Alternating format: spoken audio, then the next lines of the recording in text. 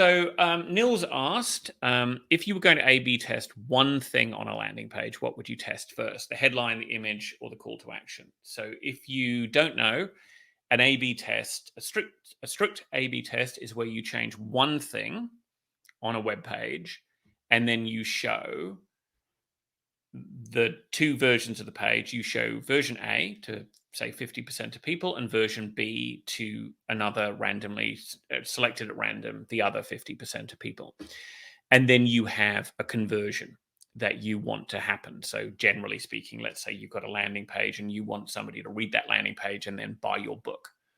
So what you would do is you would change one thing on that page. You would show the two versions of the page evenly to 50% of people.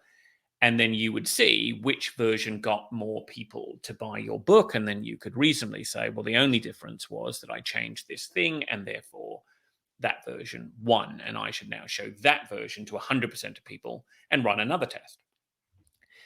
In the way that Nils has framed the question, the thing that I would test first would be the headline. Because if the job of the headline, the one job of your headline is to get the reader to read the first line of your introduction.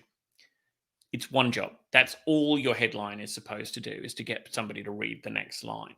So if your headline is not the best that it could possibly be, fewer people than you would like will read the second line or the first line of your introduction. So the first thing that I would test, if I was going to test one thing only, would be the headline, for that reason, because the images and the buttons and all of the other things are irrelevant if people aren't reading on down the page. So the headline is what's most going to decide how far down the page you get.